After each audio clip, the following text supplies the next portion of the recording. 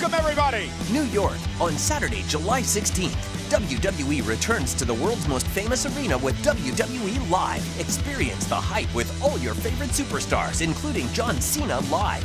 You want some? Come get some! It's the WWE Live SummerSlam Heatwave Tour in New York, Saturday, July 16th. Tickets and VIP packages are available.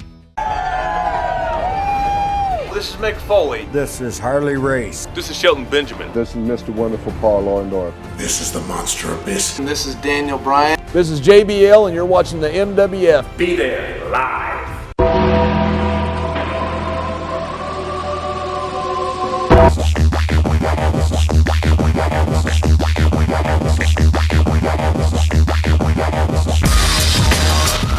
Wrestling fans from around the corner and around the world, welcome to another installment of Wrestling Insiders. I'm Dan Marotti here at MWF Studios, just north of Boston in downtown Melrose, Massachusetts, 02176, the zip code of champions. Stay tuned at the end of this video for a variety of cool, money-saving ways you can help support indie wrestling. Let's check out a big edition of WWE Monday Night Raw from June the 20th, 2016 in Phoenix, Arizona. This was an excellent 3-hour program from top to bottom, one of the better 3-hour endeavors in 2016 in my opinion.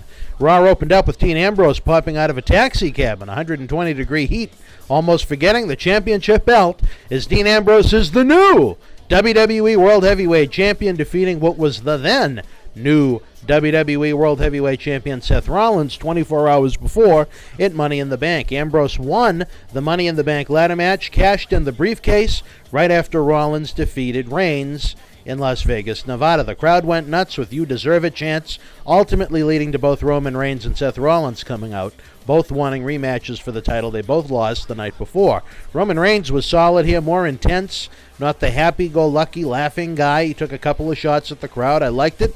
I'll keep saying it. An angry, intense Roman Reigns that speaks in short sound bites, not scripted 20-minute soliloquies, is going to make the WWE the most amount of money. Shane McMahon was running the show solo this week with Stephanie on vacation.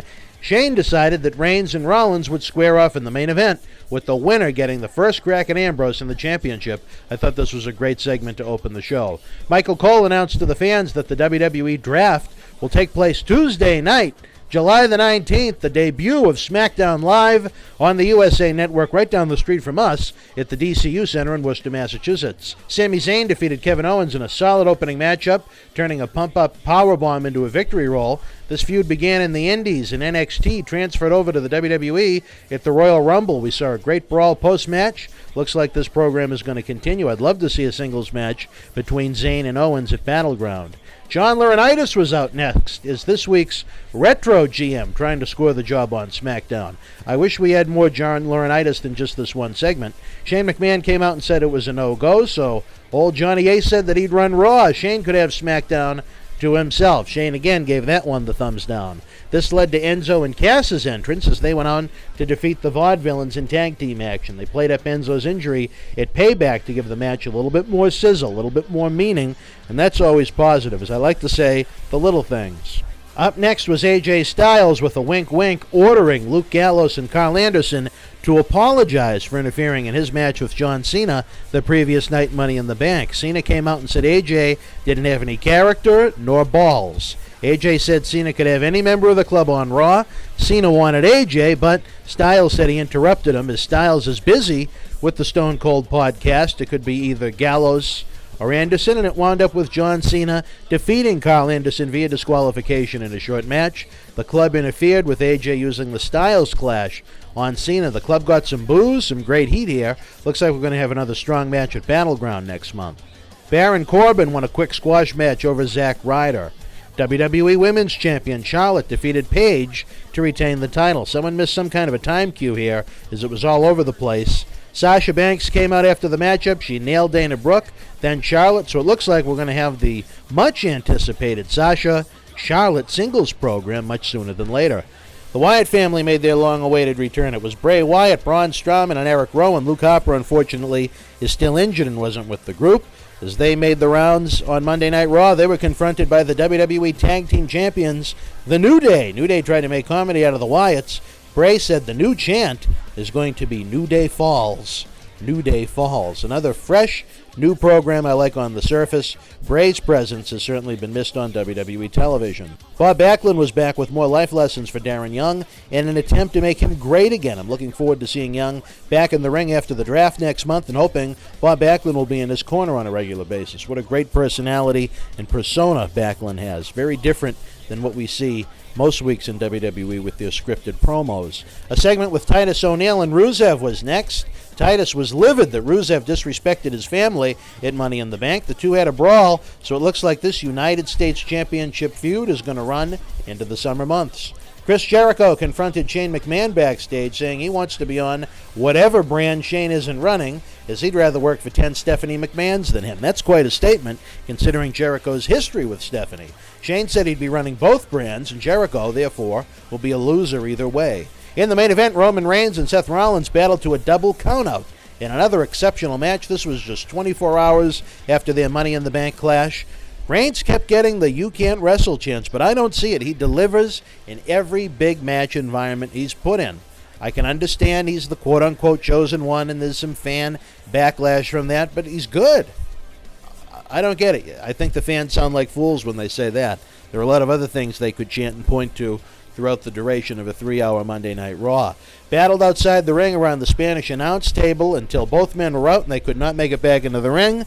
Therefore, neither Reigns nor Ambrose are going to get that singles match against Ambrose for the title. Shane McMahon came out and said that all 3 former Shield members will meet in a triple threat match at Battleground for the title, a match that I feel is being really rushed.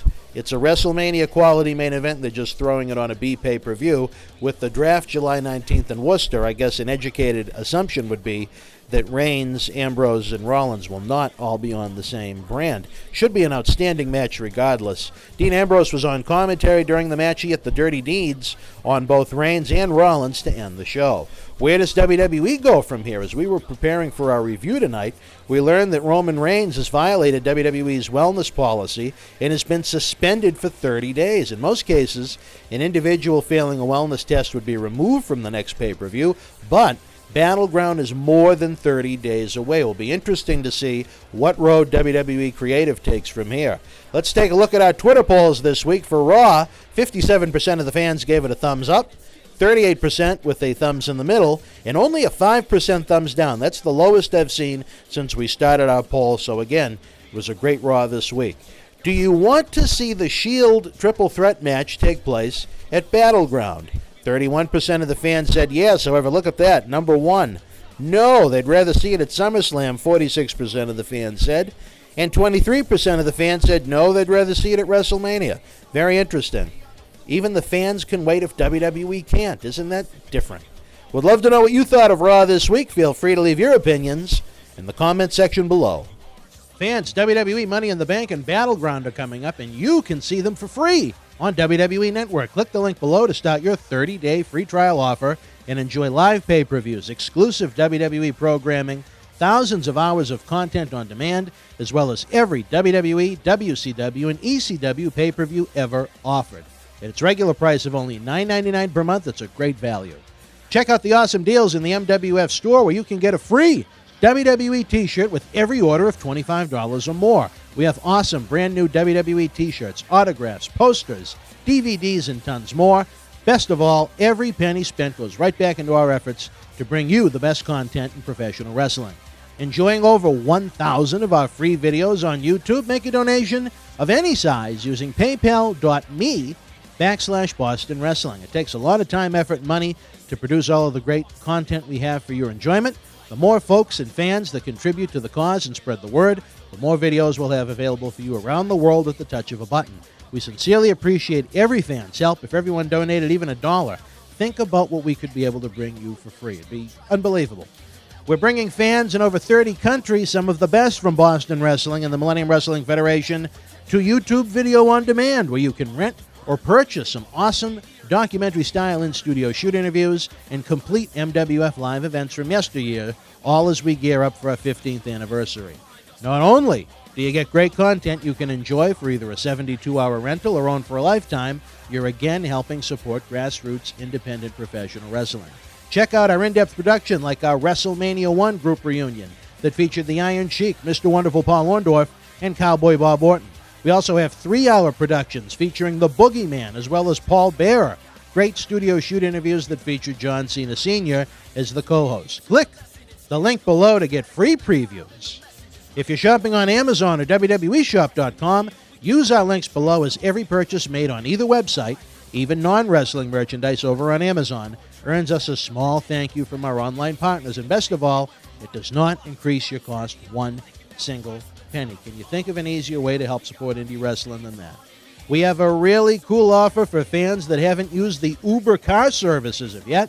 Use our link below and get your first ride up to $20 absolutely free. How cool is that? I don't think any cab company is going to give you a free ride. Let me tell you, not only is Uber the choice of MWF President Dr. David Reese and Vice President Oscar, they've treated me great. The rates are awesome compared to other car services. Try it out for free and see what you think. Running out of time here, folks. Continue to check out the BostonWrestling.com Supersite daily as we get closer to our 15th anniversary.